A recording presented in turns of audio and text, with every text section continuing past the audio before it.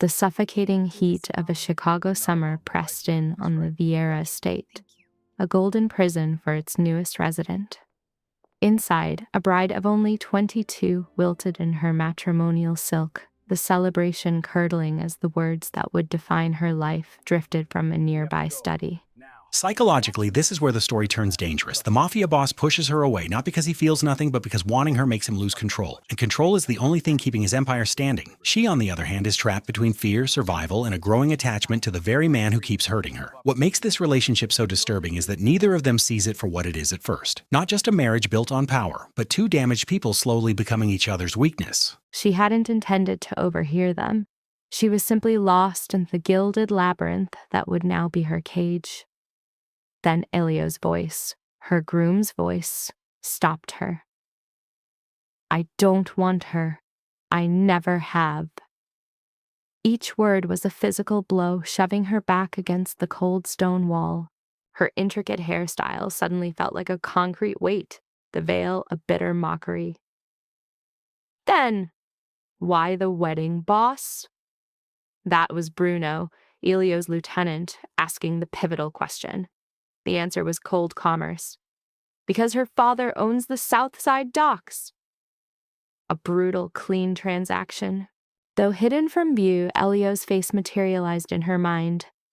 37, with features like hewn stone, his detached gray eyes had assessed her maybe twice, with the same disinterest one would show a number on a balance sheet. "The Santoro family is making a move," Elio's voice explained. "Marrying Geneva secures our flank, removes a competitor, and gives us her father's ports." It was only half a year ago that her own father, Vittorio Moretti, had laughed at her desire to study painting in Florence. He'd deemed her dream of a normal life irrelevant. The Vieiras demanded a deal, and she was the price. "She's pretty," came the voice of Dario, Elio's cousin, whose stare always felt like a violation. "Good for producing an heir." The objectification was absolute. She bit her lip hard enough to taste copper, crushing the urge to confront them for reducing her to a broodmare. But she was born to this savage code. She knew its laws. Women were to be silent ornaments, their function to ensure the continuation of the line. "Pretty isn't my concern," Elio retorted, his tone sharp with disdain. "I need someone I can rely on, who understands this world, not some pampered girl who thinks this is a romance." The irony was that he believed her to be innocent. She was a woman who had watched this very life consume her own mother, hollowing her out into a beautiful empty vessel. She had plotted her escape for years, only to be traded to a man even more terrifying than her own father. "What's the arrangement afterward?" Bruno asked. "Give her the East Wing," Elio ordered flatly. "As long as she avoids my affairs and gives me a son within the year, she can do whatever she likes." This final, casual dismissal is what shattered something within her. It was not her heart that broke. She harbored no such girlish fantasies. It was her pride, the last fragment of her soul, that cried out for a sliver of respect.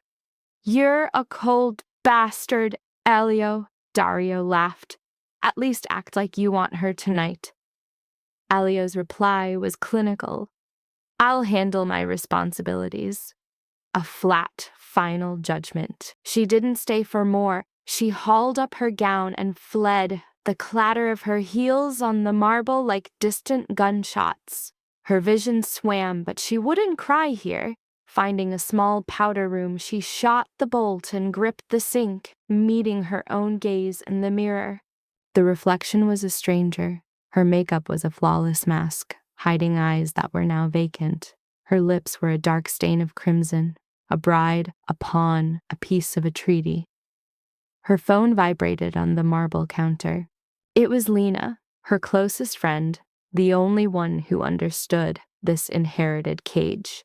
The text read, "10 minutes to showtime. You good?" Good? The word was a slap. ready to be chained to a man who saw her as an asset? Her fingers trembled as she typed. Need 5. What she really needed was another life. An ocean away, in different clothes, unbound from the man who had just crushed the last ember of her hope. A sharp knock on the door made her jump. Geneva. Her father's voice tinged with irritation. What's taking so long? The music starts in 5. Fixing her expression, she opened the door. Victoria Moretti loomed, his tuxedo stretched tight, his face ruddy with expensive liquor and a history of bad choices. You're pale, he observed, his gaze sharpening. Are you unwell? Just pre-wedding nerves, she lied. There was no point telling him she knew her future husband despised her. Her father traded in power and territory, not happiness. This marriage was his latest acquisition. You've got nothing to be nervous about. He offered his arm, and she took it, having no other option. Elio Vieira is an important man. You should feel lucky. Lucky. The word felt like acid on her tongue. As they walked toward 200 guests, she saw a preview of her future. Armed men at every exit. Servers poured champagne that cost more than most cars. Women glittered with diamonds and fake smiles. Men cut dark deals between sips of wine, their hands dirty in ways money could never wash clean. This was her cage. The chapel door swung open. Every head turned as she began her procession. She kept her spine straight, her chin up, her face a calm facade. Years of being molded for this precise role took over, even as her soul begged her to run. At the altar, Elio Vieira waited, 6 feet and 2 inches of pure menace. His black suit was perfect. His hair was perfect. His face an unreadable sculpture as she approached. His cold gray eyes met hers, and she searched them for a hint that she was mistaken. There was nothing, just ice. The ceremony dissolved into a senseless haze. She heard her own voice speaking vows that were poison on her tongue, felt Elio's cold fingers slide a ring into place. His kiss tasted like champagne and the closing of a business deal. The guests clapped. A toast was made. The music swelled. It was all a magnificent lie. Through it all, a deep cold radiated from the center of her chest. The reception was a sprawling affair in a cavernous ballroom. She smiled until her muscles ached, danced with men whose faces she instantly forgot, and accepted hollow praise from women who pitied and envied her in equal measure. They all understood the contract. They knew the price she had paid and the prize she had won in Elio Vieira. He gave her little thought, circling the room, conducting business on his wedding night. She was a finished deal to be shown off when someone important came near. His hand on her waist was a mark of possession, his smile an Arctic front that never warmed. My wife, he'd say, the word sounding stiff and wrong. Geneva. It was a label, not an endearment. Around midnight, Lena found her on a terrace watching the city lights. You look wrecked, Lena said, pushing a glass of the top shelf stuff into her hand. I am wrecked, she admitted, because with Lena there was no need for lies. They had been friends their whole lives. What happened? Lena asked, knowing this was darker than the usual horror of their world. Geneva told her every cruel word. By the end, Lena was seething. That bastard, she spat. I'm going to tell my father to void the shipping agreement. Let's see how Elio enjoys losing his Mediterranean access. Don't, Geneva begged, grabbing her arm. That will only make things worse for me. He will take his losses out of my hide. So you'll just let him use you for heirs? The question was a damning verdict. What other choice did she have? Divorce was unthinkable. Running meant a death sentence for her whole family. This was her life now, set in stone. I will bear it, she promised herself. But Lena spoke her thought aloud. You were born for more than just bearing it, Jenny. Lena's voice caught. You deserve a man who loves you, not this merger. But that was never an option. Geneva threw back the drink, the burn a welcome pain.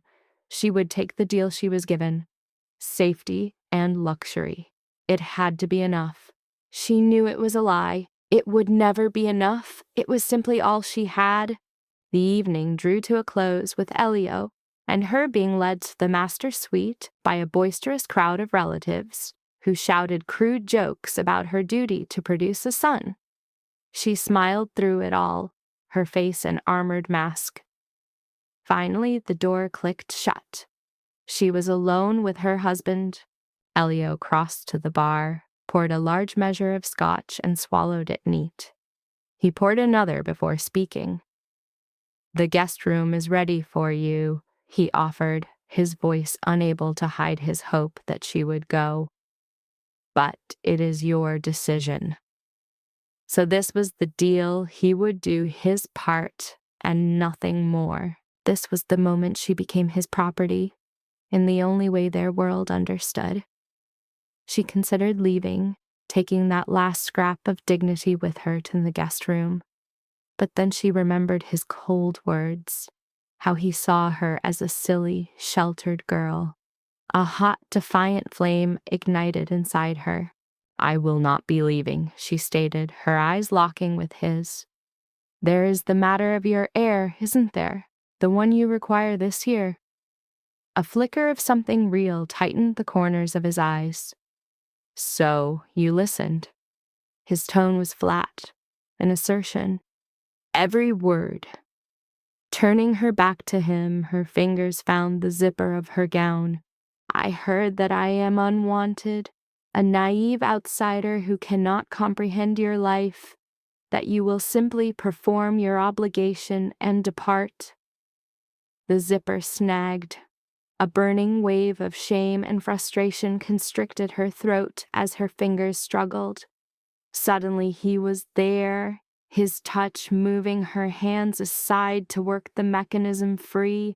The warmth of his breath ghosted across her neck. His closeness felt like a furnace. That was not meant for your ears, he murmured. And yet, I heard it. The instant the fabric gave way, she retreated, pulling the dress against her body like a shield.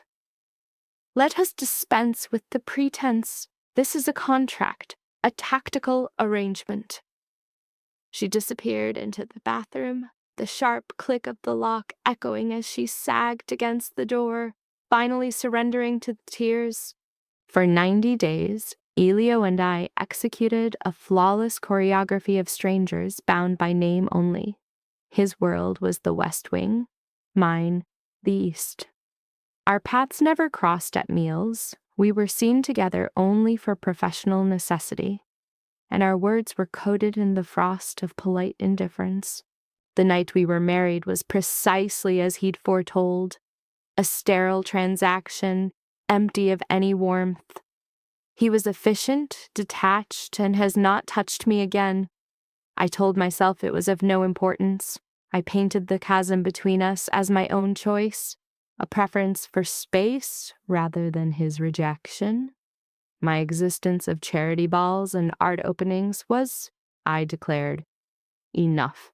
It was a meticulous lie, I told myself, and I knew it.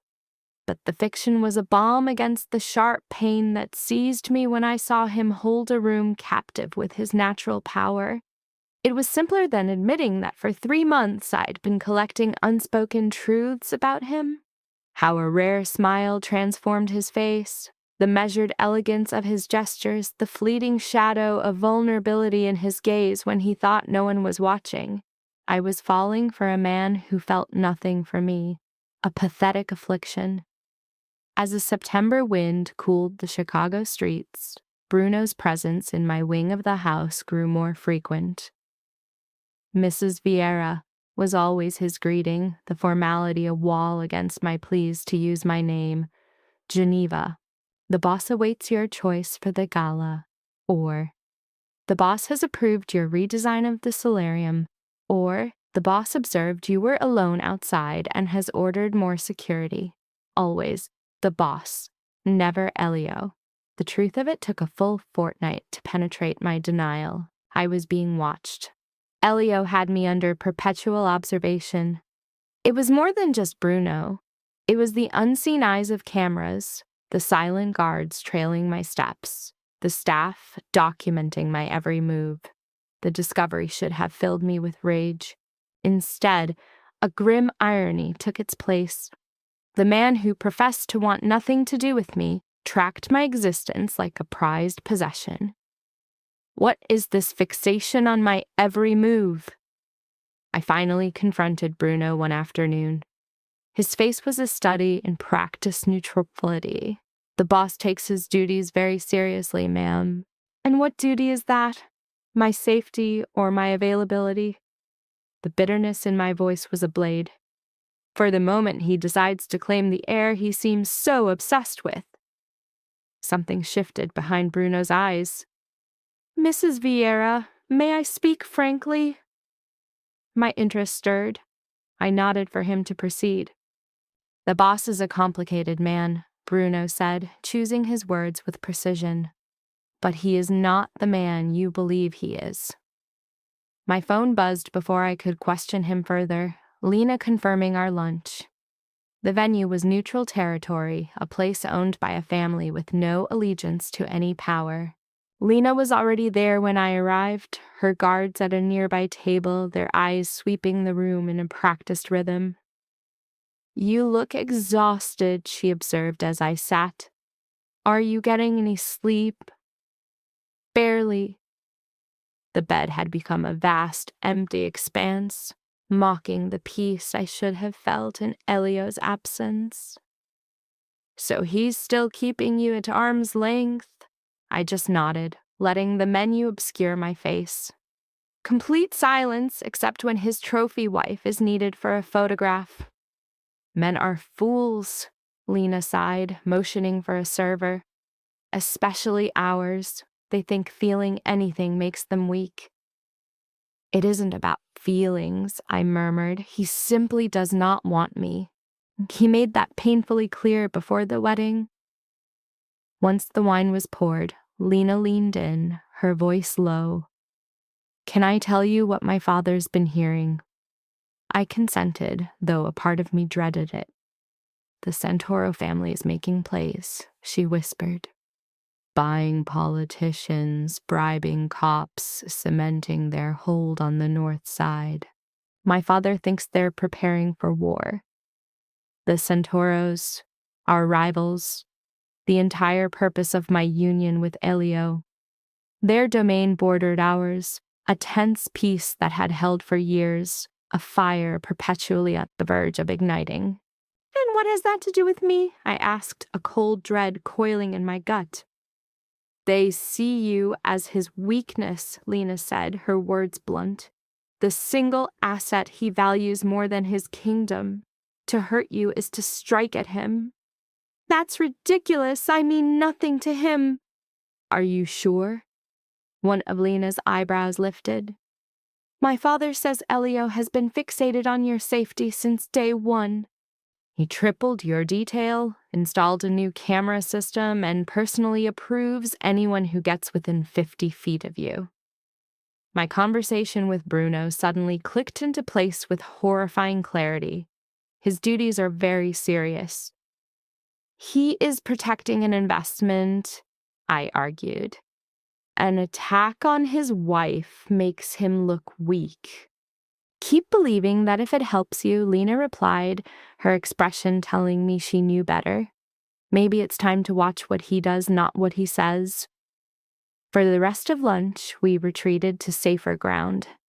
Galas, and Lena's latest battle with her father over yet another proposed marriage. We left as the sun bathed the Chicago skyline in a warm afternoon light. Marcus stood waiting by the car. As we pulled into the stream of traffic, I noticed a black SUV in our wake, one that hadn't been there before. "Marcus," I murmured, feeling the first thrum of adrenaline. "Are we being followed?" His eyes darted to the mirror, his jaw tight. "We are. Hold on." He gunned the engine, weaving through the traffic with an expert hand. But the SUV stuck to us, mirroring every move perfectly. Then, the phone in my hand came to life. Elio's name lit up the screen. "Where are you?" he demanded, his voice strained and sharp. "Just left lunch. Marcus says we have a tail." "I know, we have your location. Stay on the phone." For the first time, I heard something raw in his voice. It sounded like fear. "Elio, just stay on the line with me, Geneva." Hearing him speak my name, not some formal title, stole my breath. "Bruno is 2 minutes out with backup. Marcus knows the protocol." Just then, the SUV surged forward, drawing level with our car. Through the tinted glass, I saw the glint of steel. Marcus yanked the wheel hard, pitching us into an alley as shots rang out behind us. I cried out as the phone fell from my grip, my fingers digging into the upholstery as Marcus raced onward. "Mrs. Vieira," Elio's voice echoed faintly from the floor. "Ginevra." My hands shook as I fumbled for the phone. "I'm here. I'm okay." "What's your location?" "I don't know." The buildings outside were an indistinguishable smear. "We're in the warehouse district." Another burst of gunfire, this one deafeningly close. The back window shattered, raining glass over me. I threw myself to the floor, my pulse pounding in my ears. "Just hold on," Marcus strained. "Nearly there." Where? But then I saw it, one of Elio's properties. It was a nondescript building, a fortress disguised as a warehouse. As we neared, huge gates slid open to receive us. Marcus sped through the opening just as they started to close. The chase ended with the sickening sound of metal hitting the solid barrier, and armed men materialized from the darkness surrounding our vehicle. And then Elio was there, pulling my door open. His skin was pale, almost ghostly, and raw terror swam in his eyes. "Are you hurt?" His hands were on me, a desperate search that broke through his controlled exterior. "Are you hit?" "Ginevra, talk to me." "I'm not hurt. The glass broke, but I'm fine," I managed to say, my own violent shaking making the words thin. He drew me out of the car and into an embrace so tight it stole my breath.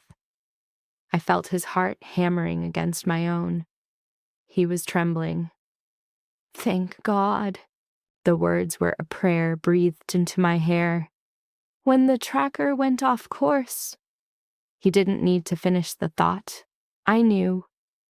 For the first time, a crack had appeared in Elio Vieira's armor. This was not the cold businessman or the crime lord. This was just a man, terrified of losing me. The hideout was exactly what one would expect from Elio Vieira. A gilded fortress, opulent and utterly off-grid.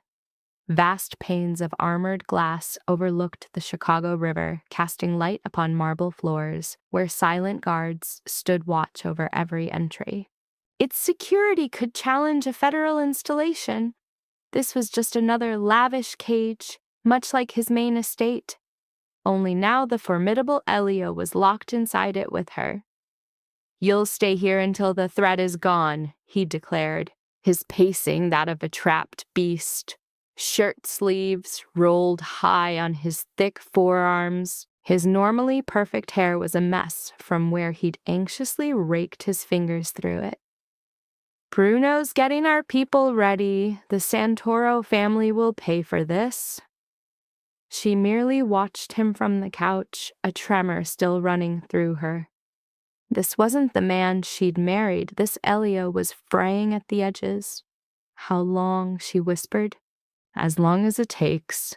He halted, his gray eyes pinning hers. "Days.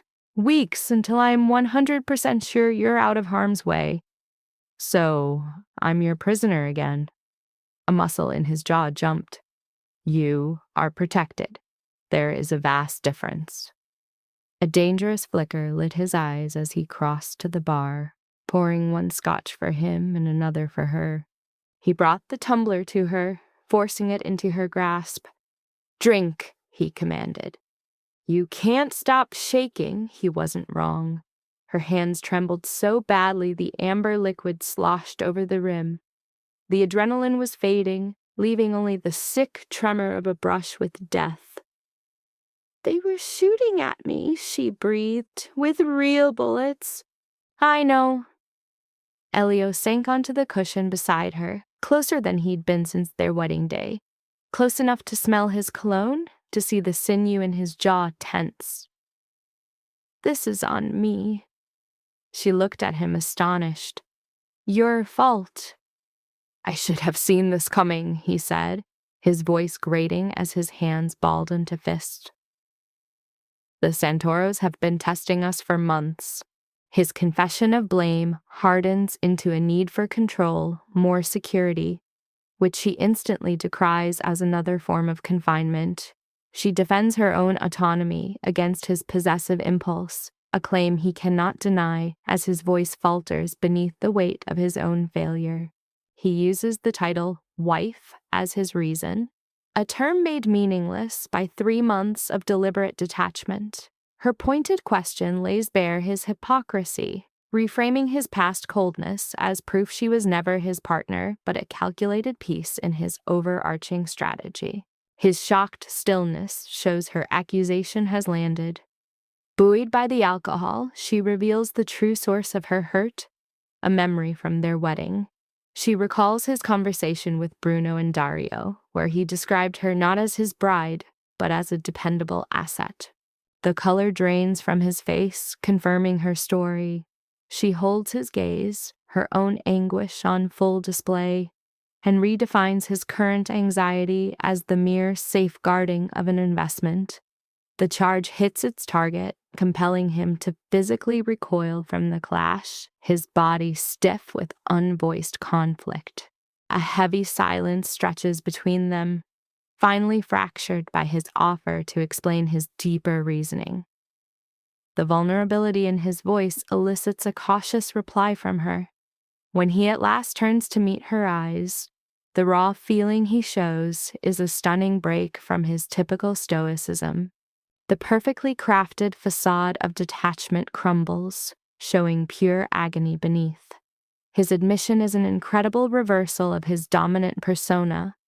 He was terrified, not of a rival family, but of her, from the instant their union was first suggested, a truth she struggles to process. Edging nearer, he clarifies that his fear stemmed from the feelings she ignited within him. For 15 years, he had treated emotion as a liability, building walls around his heart. She, however, emerged as a sudden vulnerability, slipping past his hardened defenses with ease. He admits to a sudden and overwhelming want for her that was more than just physical. He confesses to a yearning for emotional closeness, to learn her thoughts, to hear her laughter, a desire entirely at odds with the cold transaction of their arranged marriage. She reads his behavior as a preemptive move meant to establish power. He corrects her, calling it not an attack, but self-defense, a protective reflex that ultimately hurt them both. He then discloses the deep misery his emotional distance has cost him these past 3 months. He details the daily torment of being so near to her, knowing he was the one who had poisoned their start. She wrestles with the staggering irony of his confession. His cruelty was born from an overpowering, uncontrollable desire for her. He names his behavior for what it was: cowardice. He put fear before honesty, a choice that brought her to the brink of death. This spoken confession is followed by an act of absolute surrender as he kneels, a powerful man undone, and starts to retell the day's horror. The crack of gunfire had been a violent shock, clarifying his entire world in a moment. He swears to tear down his whole empire, to obliterate the Santoros and every enemy, if it means she will be safe. He captures her hands, hushing her protest to finish his solemn vow. He flatly dismisses the transactional labels he once gave her. A strategic advantage, a trophy. He wants her, the defiant, fiery woman who stands up to him, who makes his house her own, and who shows a bravery he claims his own men lack. As tears trace paths down her cheeks, she sees the deep chasm between his current words and his past deeds. Admitting his faults and his lack of any right to her, he makes a simple, raw appeal for a single opportunity to be more than the cold man she was forced to wed. His request for a chance to be genuine forces her to weigh 3 months of intense loneliness against the conflicting new evidence.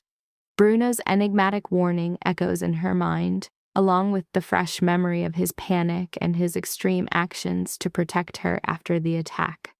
Thinking of the old saying to trust actions, not words, she sees a sliver of hope in his eyes as she starts to state her conditions. Her first demand is an end to all secrets. His world must be open to her, requiring full knowledge of their enemies as his equal, not his property. She insists on being part of major decisions, and for her last term, demands complete, unfiltered honesty, with no details spared for her protection. He agrees, but adds a condition of his own. She must give him the same unvarnished truth. He squeezes her hand, pushing her to name her needs and his failures. He asks, his voice strained, if she can ever forgive how they began. She searches his face for any sign of a trick, but sees only raw vulnerability. Understanding he has given her all the power, she quietly brings up another moment from their wedding day he might have forgotten. To his confused expression, she recounts Dario, asking if he would simply play a part on their wedding night. She reminds him of his clipped answer, that he would perform his duty.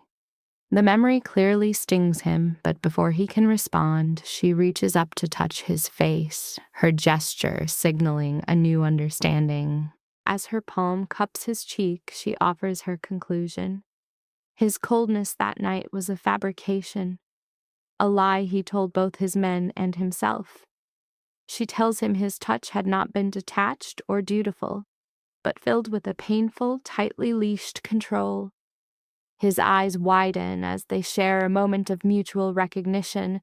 His voice is hoarse as he confesses his fear was of losing himself to a desire she could then use against him. She waves away the notion of leverage, closing the small gap between them. Her only aim, she says, is shared honesty, not a struggle for control. She then provides her own truth. For 3 months she had worked to despise him, mistaking her own profound loneliness for relief. She admits she saw his secret looks, a confession that clearly startles him. She saw everything, she declares, holding his gaze with a new certainty. She recounts the small gestures of his hidden care, her preferred wine always available, her sweet kept at the perfect temperature, a private box at the opera he supposedly detested. He admits his loathing for opera, but confesses her joy was a comfort to his own silent agony. In the tense quiet between them, she lays out the rules of their new pact, a forward path only with no emotional guards. He agrees without hesitation, capturing her lips in a kiss, completely unlike their first cold exchange, marking the start of their new beginning. This kiss is the uncaging of 3 months of suppressed want and desperation. He handles her with a reverence meant for something precious, yet his touch speaks of a lifetime of hunger. She meets his fervor, her hands pulling him closer, returning the unspoken craving in full. He sweeps her into his arms, his hold absolute, the physical connection sealing their truce. Breaking away for air, he admits he feels unworthy, but promises to spend his life earning the right to be her husband. Her simple, heartfelt acceptance gives weight to his vow. She warns that she is not a simple woman, a remark he meets with a real smile, admitting he isn't either. The word together becomes their new promise. With their private war over, she turns her focus to the outside danger, and his entire posture hardens in response. The killer inside him stirred, hungry for retribution against any who touched his world. Yet his hand found hers, their fingers lacing in testament to this new, fragile intimacy. He vowed the night would be a testament to his passion, a promise that made her entire body tremble. That pledge extended to all nights that would follow. The war against the Centauros was a brutal 7-day tempest that redrew the city's criminal landscape. From her protected isolation, she watched the carnage on the news, a spectator in his violent kingdom. Every evening he returned, battle-worn and weary, showing her new sides of himself. The commander, the genius, the merciless guardian. In this crucible of violence and connection, he finally revealed the devastating betrayal. The informant was Dario.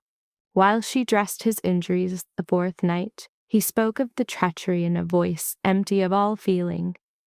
Dario, he said, was the one who sold out her location. The family tie made the deceit sickening, and his mention of Bruno was a silent death sentence. She was realizing some truths were a weight too heavy to carry. And the Centauros, she deflected her attention on his wound. A matter that should have been finished years ago. His free hand gently held her jaw. I am going to erase them. Completely. The woman she had been would have shrunk from his words, but she'd heard the sound of gunfire now. She had felt the primal fear of being hunted. She'd seen that mercy was a weakness in their world, breeding only more conflict and endangering everyone she cared for. Do what you must, she said softly. Just come back to me. His face softened. Always. And he did. Some nights, he woke her with the lightest of kisses. Other nights, he would find her awake, waiting for him. Their intimacy was a desperate, urgent thing, born of the constant threat and the delicate truth now between them. In the calm afterward, he would hold her, his heart a steady beat, whispering confessions he kept from the world. Of a father who built him with cruelty and offered no love. He told her of his first kill at 17, and how the act had remade his soul. He spoke of the crushing loneliness of his throne, surrounded by followers but trusting no one. Not until you, he would whisper into her hair. I trust you, Geneva. In return, she offered her own broken pieces, of a mother who had chosen the needle over her child. She talked of a longing for Florence, to see the art of the masters with her own eyes. She admitted her fear of becoming just another beautiful empty ornament in his world. You could never be empty, he would say with conviction. You have far too much fire.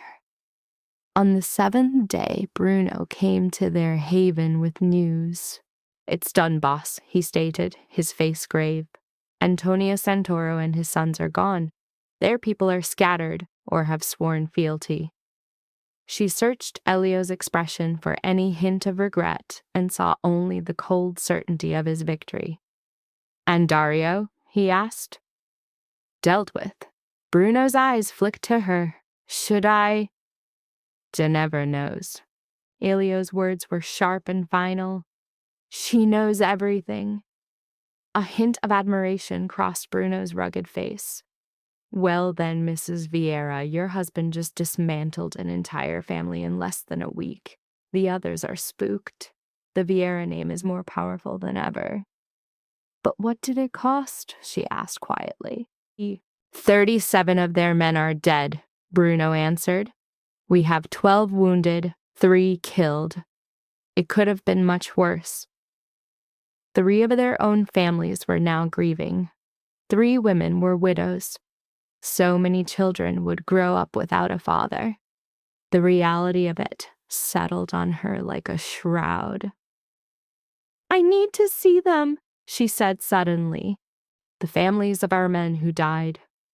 Both men stared, utterly shocked by the demand. "That's not how it's done," Bruno said carefully. "The boss sends money and handles the funerals." "I wasn't asking about protocol," she shot back. "I said I want to meet them." Elio just watched, his face impossible to read. "Why?" "Because 3 men died protecting me, protecting us. The least I can do is look their families in the eye and thank them." "That could get difficult," he countered. "Some might blame you." "They'd have every right to." She met his stare without flinching. "I was the target. They died because the Santoros wanted to hurt you. Money doesn't fix that." A flash of intense pride lit Elio's eyes. "Then we'll go together." The visits were emotionally shattering. The raw grief, the children too young to understand, the widows trying to hold themselves together as their worlds collapsed. To each, she took their hands, gave what comfort she could, and vowed their sacrifice would be honored. Elio was a silent, solid presence at her side. She could feel the change in his men's eyes when they looked at her. It was no longer the formal respect for a boss's wife. It was true loyalty to the woman who mourned their own. "You were right," Elio conceded after the last visit, "about seeing them." "I know." Utterly exhausted, she leaned into him. "It doesn't make it less horrific." "Nothing important is ever gained without a price." His arms came around her, holding her tight. "Come home, Geneva. The danger has passed. We're safe.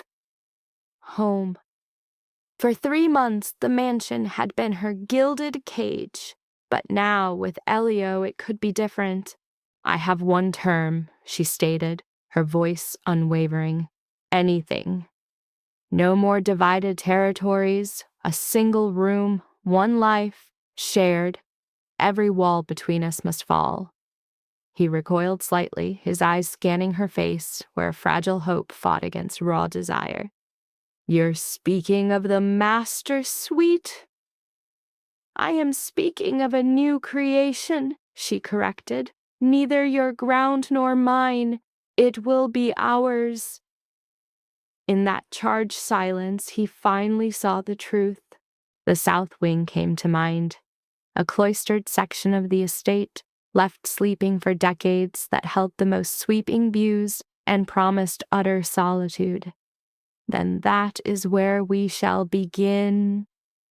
She stood on her toes to seal the promise with a kiss.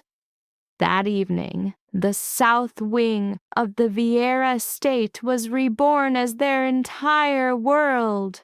Unlike the cold contemporary marble of the main residence, this wing was an echo of a warmer age.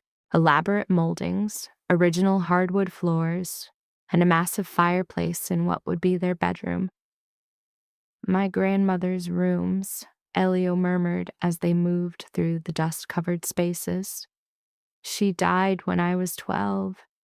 My father locked it away. He said the memories were too much." She instantly felt it. The place had a soul the rest of the house lacked.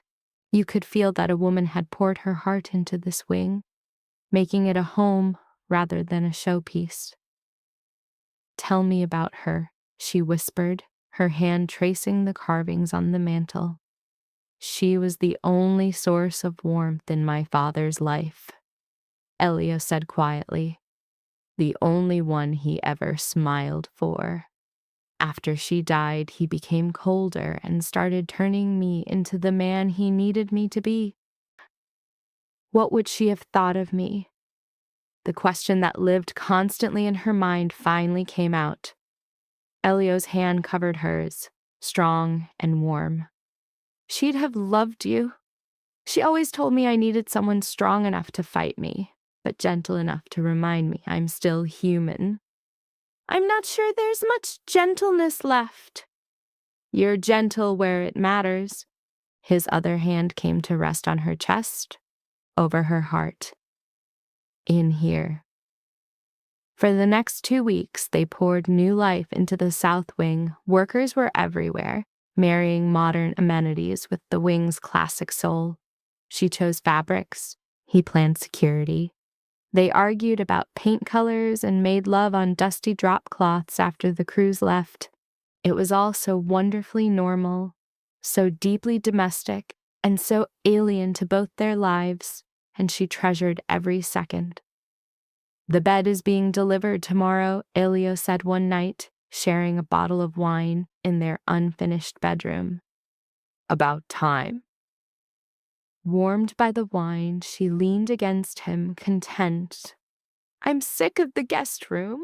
I could always take you to my old room, he suggested, his hand tracing a path under her shirt. Too far to walk, I whispered, settling on his lap, feeling his instant reaction. And I like it here, it's already ours.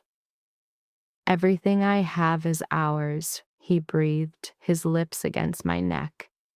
The mansion, the companies, the entire kingdom. I pulled back to look him in the eyes. I don't want your kingdom, Elio. I know, he replied, which is exactly why it is yours. His hand settled on my waist. Our children will run this one day. But if I'm gone before then, it passes to you. Nothing is going to happen to you. You don't know that. His face turned serious. This is a dangerous life. There are always wolves at the door. I have to know that if I die, you'll be safe. So powerful that no one would ever test you. The thought of him gone was a physical ache inside my chest. I'm a realist. He gently tucked a piece of hair behind my ear. My lawyer is drafting the paperwork. All of my assets are being moved into joint ownership. You will have complete control over every account, every property, every business. His voice was firm. Ginevra, this is not a negotiation. You're my wife, Ginevra, my equal. Your power should match your position. The words struck me dumb. In this world, wives were decorative trophies, shielded but without influence. For Elio to grant me real control, to welcome me into his circle, was unheard of. Thank you, I breathed. Never thank me for what has always been yours. He sealed his promise with a soft kiss. Amidst the paint and dust of our half-finished bedroom, our bodies met on the floor in a moment that was sublime. Later, held in his arms under the moon, an emotion I never thought possible in this marriage washed over me. Happiness. It was a happiness so profound, it felt like a risk. I'm falling in love with you, I whispered into the silence, the confession escaping of its own will. Elio went rigid. Then his arms clamped around me like steel as he kissed my hair. I fell the instant I laid eyes on you, he confessed. He admitted the fear that had caged his heart. And with her push, the truth finally broke free. A stark, honest declaration for Ginevra Vieira. He loved her not for obedience, but for her rebellion, the untamed spirit that refused to be broken. He knew she was the catalyst for his internal war, a need for goodness at odds with his savage core. She faced him, accepting his darkness as part of the man she had come to love. The laughter that followed was a precious, unguarded haven. But the moment was laced with tragic irony. They saw the end of their conflict with the Centauros as a victory, when it was only the prelude. In their life, joy is a fragile truce, always shattered by the next battle. 60 days into their new beginning, biology made its claim. Ginevra. Elio's voice drifted from the bedroom, laced with worry. That makes 3 mornings this week. She rinsed her mouth, facing a pale, exhausted reflection that confirmed one single, terrifying possibility. A quick mental count confirmed it. 6 weeks, perhaps 7. "I'm fine," she called out, her lie betrayed by hands trembling against the marble. "Just something I ate." Elio materialized in the doorway, already dressed. "You said that yesterday, and it was no more convincing then." His sharp, slate-gray gaze dissected her. "You lie poorly, amore." That new term of affection made her chest ache. Their life had only just found its rhythm. Their haven in the South Wing, now feeling terribly fragile and threatened. Their days had become a cadence of shared dinners and entangled bodies, of languid morning kisses. She would not let a mere possibility destroy this calm. "I have a charity board meeting," she evaded. "The fundraiser is Geneva." He crossed the room, turning her chin to meet his eyes. "Tell me what's wrong." Bound by their vow of honesty, she gave him the raw truth. "I think I might be pregnant." The confession hung between them, heavy with consequence. Elio's face became an unreadable mask, his posture stiffening. The ensuing silence was corrosive, eating away at her hope. This was too soon for their 60-day-old bond. "Pregnant," he finally echoed, his voice a whisper as his hand drifted from her jaw to her stomach. "Our baby," she offered carefully. "Maybe I need a test." His voice turned harsh with sudden need. "Do it. Now." "Elio, please. Ginevra, I must know for sure." A brief fissure in his control, a flash of pure vulnerability, made her consent. All right. Bruno was sent out, returning in under an hour with a collection of tests, his face impassive. She bolted the bathroom door, leaving Elio to stalk the bedroom like a caged animal. 3 different tests from 3 separate brands lay in a row on the marble. The intervening minutes were torturous. Each one delivered the same verdict, a trio of positives. Opening the door, she met Elio's gaze as he stopped dead. Her slow, deliberate nod was his only answer. "I'm pregnant?" He crossed the room in a blur and swept her into a spin. His laughter was a sound of unbridled elation she had never heard from him. "We're having a baby," he declared, setting her down with sudden awe. "Thank God, Ginevra!" A wave of relief crashed over her. "You're happy." "Happy?" he echoed, framing her face, his eyes bright. "I'm horrified and thrilled. But yes, amore, I am happy." For several weeks, the information remained a secret shared only between them. Elio's watchfulness sharpened, his protective nature kicking into overdrive. The security team was doubled, then tripled. A nutritionist began to oversee her diet, and Dr. Caesar, the family's doctor, started making weekly visits. "You're going to make me insane," she murmured to him one evening. "I am protecting you," he countered. "Both of you." But their private world was about to be pierced. 3 weeks later, Bruno appeared, his face grave. "We have an issue," he stated, dropping a file onto Elio's desk. "Marcus Vitali is taking action." She knew the name, a rival boss with boundless ambition whose congratulations at their wedding had rung hollow. "What kind of action?" Elio asked, his arm growing taut around her. "He's been meeting with the other families, suggesting you have lost your edge." Bruno's glance darted to her, an apology in his eyes. "That this marriage has made you vulnerable." "Allow me to guess," Elio said with dry contempt. "He is proposing himself as the strong leader Chicago needs." "Essentially," Bruno confirmed, producing photographs. "He's also approaching your soldiers, offering better terms." She knew some of the men in the pictures. Has anyone flipped? Not so far. A darkness touched Bruno's expression. But the man is persistent, and he's preying on old loyalties. He is targeting the men who think your home life has replaced your focus on our work. The insult stung, even secondhand. Elio's hand found hers. They are wrong, he said quietly. Our business has never been more lucrative. Our hold is solid. I am aware, boss, but Vitali is skilled at twisting the truth. Bruno hesitated, and there is something else. Spit it out. He knows about the child. An icy dread settled deep in her bones. How?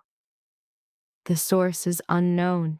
It might be a traitor, or a breach from Dr. Caesar's clinic. He's planting rumors about the Vieira line, hinting at how an opportune accident would be before the birth. Elio's expression turned to granite. He threatened my family. He is too shrewd for a direct threat, Bruno corrected. But the meaning was unmistakable. The man she loved was consumed by the cold-blooded strategist who ran the city. His face was pure steel. He gave his command in a deadly quiet. Set a meeting, all the bosses, tomorrow. Tell Vitali his presence is not optional. When Bruno was gone, Elio's icy exterior fractured as he pulled her close. He made a quiet oath. He will not touch you. No one will ever harm you or this child. She clung to him, her own thoughts racing. Vitali was provoking him, trying to trigger a rash, emotional response. When my family is at risk, there is no such thing as an excessive response. But she pushed for cunning over rage. Do not give him the satisfaction. Prove this marriage made you a powerhouse, not a mark. He stared at her, stunned. When did you get so shrewd? I married a kingpin, she replied. I had to learn the rules. The bosses were convened at a downtown penthouse, neutral ground for such a summit. Tradition demanded that she, a woman, be absent. She refused.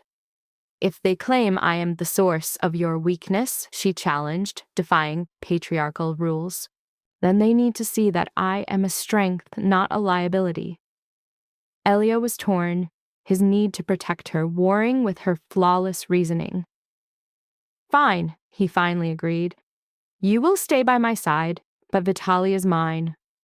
Of course, she murmured. My only job is to glower. His laugh was strained. In that dress, you are far more than intimidating. Her outfit was a strategic choice, a stark black gown that radiated power, her grandmother's ruby necklace. Her hair was styled to perfect execution. She was the picture of a Mafia matriarch, serene and untouchable as they entered the room. 5 men, all of them wolves, their gazes performing an immediate assessment as they walked in. Marcus Vitali was younger than she had pictured, perhaps in his mid-40s with a handsome, rehearsed smile. He stood as they neared, offering a hand to Elio in an empty motion of respect. Vieira, it's good you called this meeting, and Mrs. Vieira, his gaze performed an insolent inspection. You look radiant. Married life suits me, she answered, her tone glacial, her hand deliberately resting on her stomach. It was a calculated move, a public declaration. She watched calculation flicker in Vitali's eyes, followed by swift dismissal. He had misread her as a liability. The man was a fool. Elio guided her to the head of the table, seating her at his right hand. Gentlemen, I appreciate you being here. I understand there has been some talk regarding my affairs. I believe it is time we cleared the air. I have no issues, Giovanni Russo, the oldest of them, stated. Your profits speak for themselves. Leo Carbone nodded his agreement. Vitali offered a tight smile. The finances are certainly strong. Elio always had a gift for numbers. My concern, however, is a matter of principle. Elio's tone lowered, each word edged with threat. Do Enlighten us, Vitali started. This life of ours demands a certain breed of man, unforgiving, with an absolute focus. His eyes slid toward her. Some might worry that this kind of comfort softens that necessary cruelty. Some might, Elio concurred, the calm in his voice a chilling prelude. Does this concern you, Marcus? The first name was a calculated insult. A muscle in Vitali's jaw tightened. My concern is for the security of all of us, he countered, his delivery seamless. A weakness in one family makes us all vulnerable. A cold sound, not quite a laugh, left Elio's throat. Let me share my perspective on this union, Marcus. I see a partner who has given my ambition a finer point and my vision clarity. I see a woman with a primal understanding of our world. I see the mother to my heir who will preside over an empire far greater than mine. He rose, and the room seemed to shrink around him. You want to discuss weakness? Let's discuss your own. Your standing has been crumbling for a year. Your men are faithless. They follow you out of terror. Your desperation is so profound, you aim your veiled insults at my pregnant wife. The blood rushed to Vitali's face. I would never. You did. Elio's statement was a scalpel, silencing the protest by affirming what everyone knew. The only question left was the consequence. A dense silence fell, thick and suffocating. The men were statues anticipating the sentence. You have two choices, Marcus, Elio announced. Beg my wife's pardon, pledge your loyalty to my family, and surrender a sizable part of your territory, or you can refuse and we'll settle this matter as our fathers did. The challenge was laid bare. Vitali's eyes scanned the room, pleading for an ally. He was met with stone-faced neutrality. His support had evaporated. Survival meant submission to Elio. I intended no offense to Mrs. Vieira, he finally ground out, each word costing him his pride. Or to your heir. The statement was a concession, not an apology. His hands clenched into white-knuckled fists on the table. I am sorry my meaning was mistaken. A slight concession, nothing more. Elio sat again, his hand covering hers under the table. Bruno will be in touch tomorrow about the transfer. We are finished here. But she should have seen the lie in the quiet. She should have known a man like Marcus Vitali would not swallow a humiliation this public and simply walk away. 2 weeks later, her pregnancy at 6 months was beautifully apparent. Elio's urge to protect her became a constant, a need to have her always close. But the charity gala she'd planned for months was tonight, and she refused to let fear turn her into a prisoner. I'll have 10 guards with me, she promised him that morning. And Bruno is driving me personally. It's a museum, Elio, not a war zone. Everywhere is a war zone, he replied, his tone bleak as he fastened her necklace. But you are right. I can't lock you away. You could try, she challenged playfully, lifting to kiss him. But I would make your life a living hell. You already do, he said, a faint smile on his lips.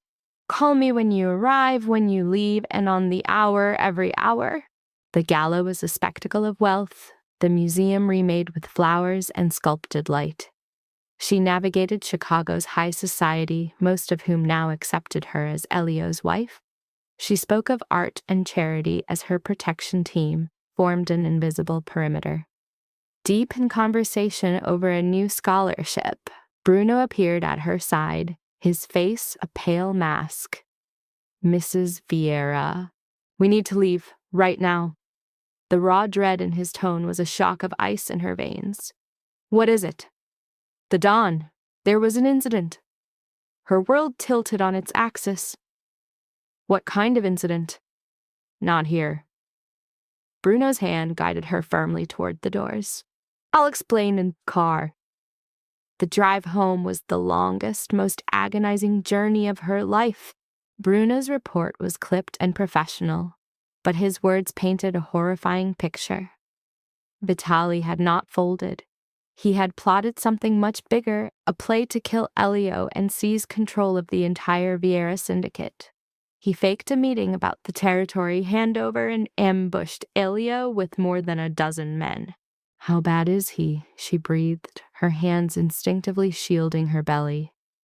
"He's alive," Bruno said, a statement that gave no comfort at all.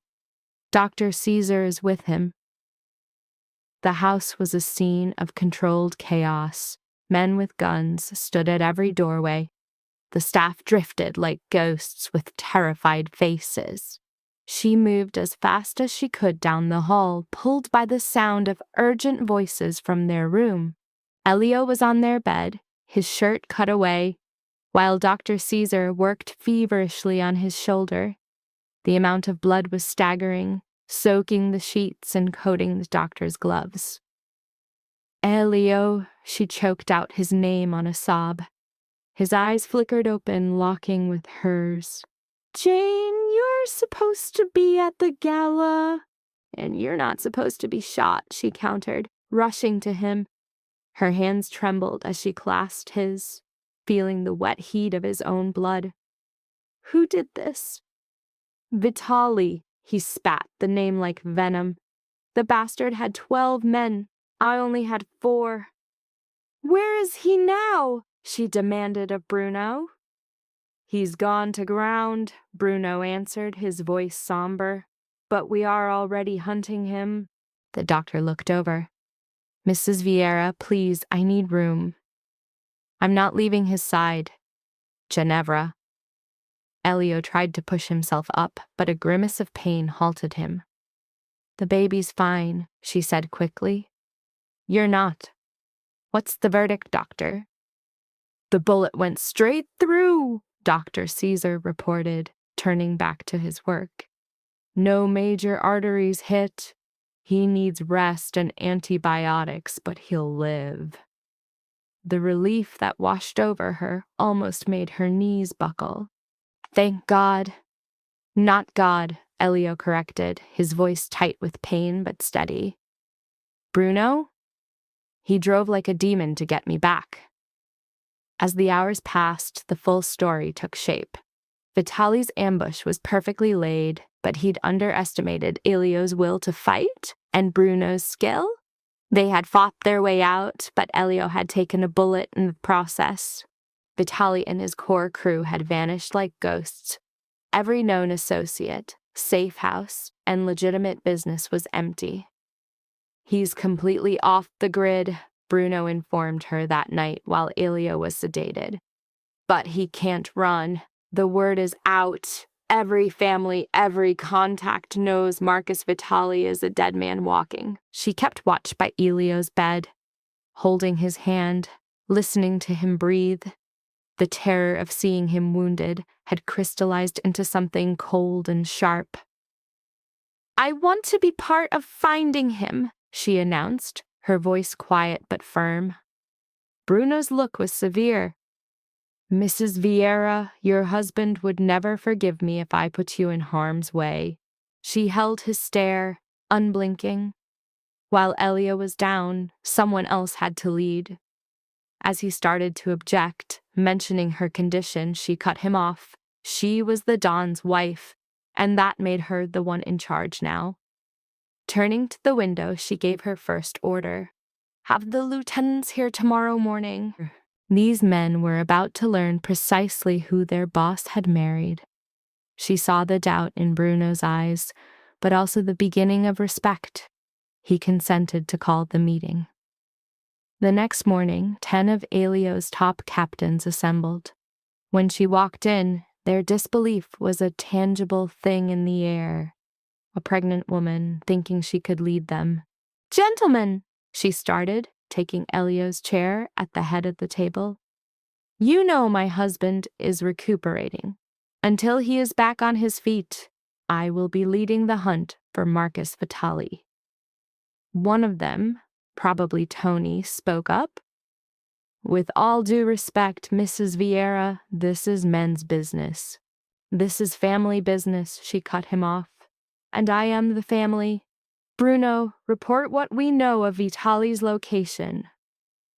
For the next hour, she systematically tore apart every file, his contacts, his money, his patterns.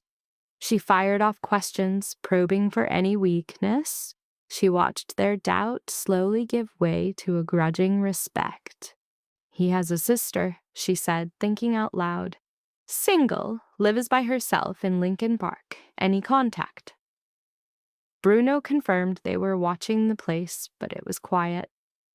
He wouldn't go himself, she deduced. Too risky. He'd send a message. Through a courier. Someone she trusts. She fixed her gaze on Tony. You grew up there. Who does she rely on? His eyes went wide with understanding. Her priest, Father Donovan at St. Mary's. Put a team on that church, she ordered. I want them invisible. If a message goes through that priest, we take it. Bruno gave a nod, clearly impressed. A solid plan. She was right. 2 days later, their men saw the sister take a call at the church before leaving in a hurry with the bags packed. The team followed her to an isolated cabin 2 hours north, and inside they found Marcus Vitali hiding. Elio was still recovering when Bruno's men brought a bound and battered Vitali back. She was in the study going over security when they came in. Mrs. Vieira, Bruno said, we have him. What is your command? She knew this was a crucible, a trial of her nerve. They had to witness the steel in her before what came next. Her gaze settled on Vitali, the architect of her husband's near death. There was no rage, only a chilling, calculated clarity. To the wine cellar, her voice was flat. Secure him. I will let my husband know he is entertaining a guest. She found Elio propped against the pillows, his strength returning, though his gestures remained deliberate. You have been managing things, he noted, his eyes on the document spread across the sheets. The family required a leader. She settled on the edge of the bed. Vitali is ours. His eyes narrowed, a predator's focus returning. Where? She then unveiled the story of her quiet coup. She recounted the logic that led to Vitali and how his men's gazes had shifted from disdain to deference. You did all this, he murmured, his voice laced with unvarnished wonder. You found him, you commanded my people. Geneva, you were a force of nature. I was terrified, she admitted, but the fury was greater. He tried to erase you and our child. I would not allow it. His fingertips traced her jawline, his expression one of pure worship. What is to be done with him? The choice was being placed in her hands. Her husband was ceding the right to judge Marcus Vitali's life. You will handle it, she replied, but I will be there. He needs to see that the woman he saw as a vulnerability was the instrument of his downfall. A fierce pride ignited in Elio's gaze. Tomorrow, at dusk, when I am stronger. Later, shrouded in the quiet of their room, his palm lay flat against her stomach. A sudden, sharp jolt from within made them both laugh in shock. A warrior, Elio breathed against her ear, just like her mother. Or his father, she countered softly. An echo of his father. The child would inherit a dynasty of power. A kiss in the shadows cemented their promise of love and lineage. The following night, this paradox was on display before a kneeling Marcus Vitali. Elio's voice was a low, lethal thing. You perceived my wife as a liability, he said. A fatal error. She is my stronghold, Vitali. She is my anchor, the reason I build rather than simply destroy. Vitali's answer was pure contempt. She is nothing but a woman. No. She moved into the light, her hand a protective shield over her abdomen. I am the woman who orchestrated your ruin, who turned the men you thought were yours, and who bears the next generation of the Vieira name. Her eyes found Elio's. My part in this is done. Do what is necessary. They ascended from the cellar as one, his hand a firm guide at her back, abandoning Bruno to the dark work ahead. The specifics were irrelevant. All that mattered was the threat's elimination and her family's security. 3 months on, during a bitter December evening, the trial of childbirth began. Elio, a man shaped by violence, was undone, his calm shattered by a force no battle could match. You are incredible, Amore, he murmured, his voice a thin veil for his terror. So strong. Her answer was a breathless gasp. Easy words from the audience. You are not the one being torn apart. Pain stole her words as she followed Dr. Caesar's cadence. Push. Breathe. Again. Then the quiet shattered with a scream of rage and perfection. A daughter, Dr. Caesar declared, placing the infant on her breast. She was a perfect miniature of Elio, crowned with hair as black as night. Her eyes opened to reveal the same piercing slate-gray gaze of her father. 10 fingers, 10 toes, and a wail that announced a birthright of formidable life. Hello, little love, she breathed through her tears. We have been waiting for you. Elio's touch was a gentle benediction on their daughter's head, his own gaze shining. She is perfect. You are both perfect. What will we call her? She asked, her gaze on him. Elena, he said without hesitation. For my grandmother, who showed me that power and kindness are not opposed. Elena Vieira, she whispered, tasting the sound of it. As if in agreement, their daughter grew still, her serious gray eyes fixed on them. She is already judging us, she managed, a laugh breaking through her weeping.